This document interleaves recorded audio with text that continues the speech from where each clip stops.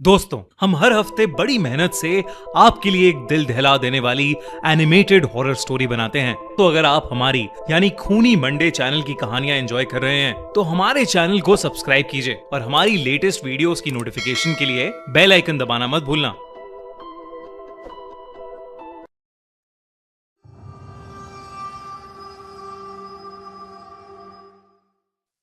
बाईस साल की अनन्या राजस्थान के अपने छोटे से शहर से एक नई जॉब के सिलसिले में जयपुर शिफ्ट हुई थी, पर उसे नहीं पता था कि ये उसकी जिंदगी का सबसे डरावना चैप्टर होगा।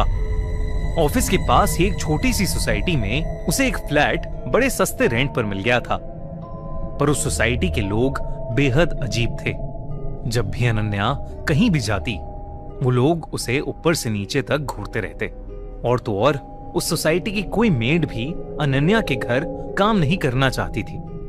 अनन्या वहां के लोगों से थोड़ी परेशान थी, पर क्योंकि वो फ्लैट सस्ता था और ऑफिस के पास था, तो उसने इन सब बातों पर ज्यादा ध्यान नहीं दिया।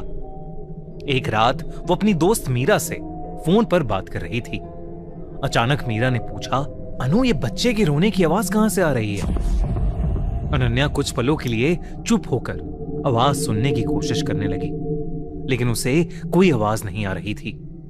उस समय तो अनन्या ने इस बात पर ज्यादा ध्यान नहीं दिया, लेकिन जैसे जैसे दिन बीते, जो भी अनन्या को रात में कॉल करता, वो उससे यही पूछते कि उसके आसपास कोई बच्चा रो रहा है क्या, क्योंकि उन सबको किसी छोटे बच्चे के रोने की आवाज आती थी। अनन्या को अब ये बात बहुत अजीब लगने लगी थी। फिर एक रात कुछ ऐसा हुआ जिसने अनन्या को बुरी तरह डरा दिया।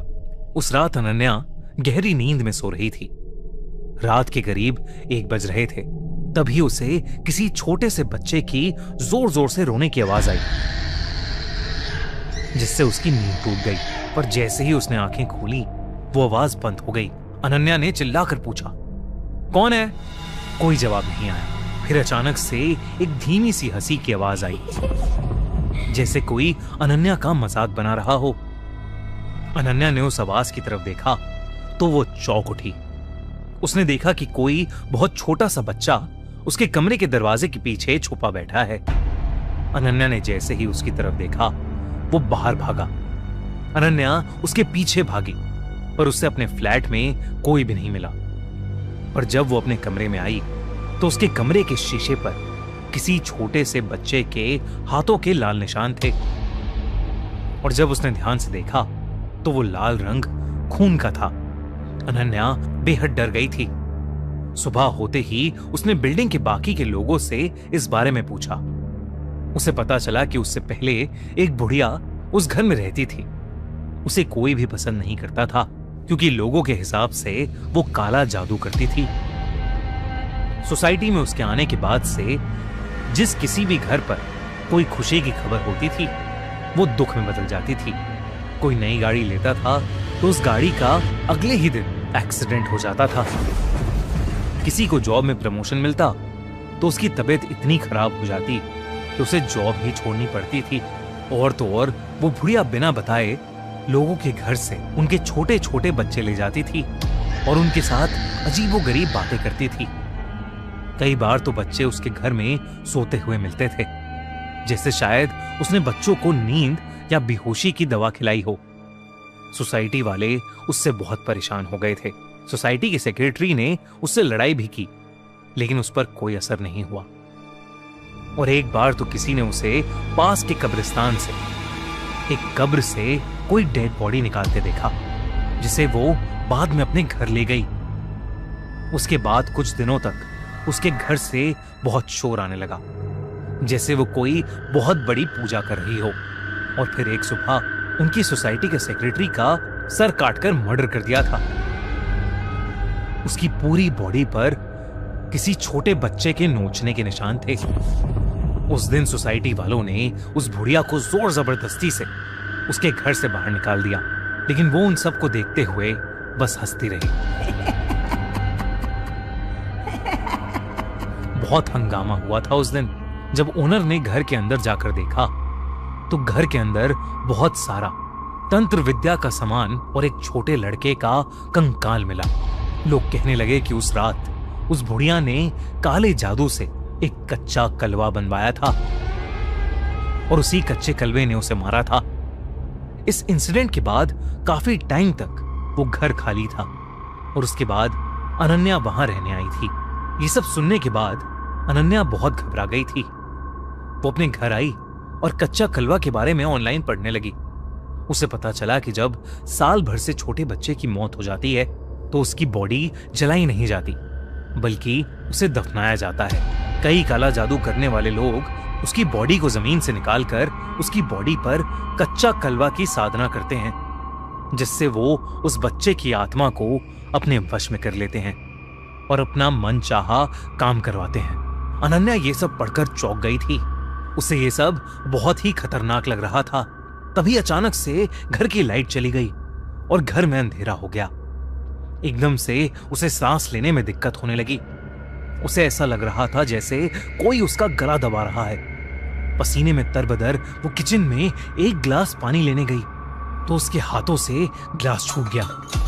उसने जब किचन की खिड़की में अपने आप को देखा तो उसके गले पर छोटे छोटे उंगलियों के निशान थे, जैसे किसी बच्चे ने उसका गला घोटने की कोशिश की हो।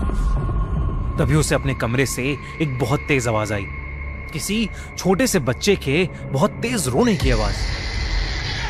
वो कमरे में गई तो वो आवाज कहीं ऊपर से आ रही थी। अनन्या ने ऊपर देखा तो उसके होश उड़ गए।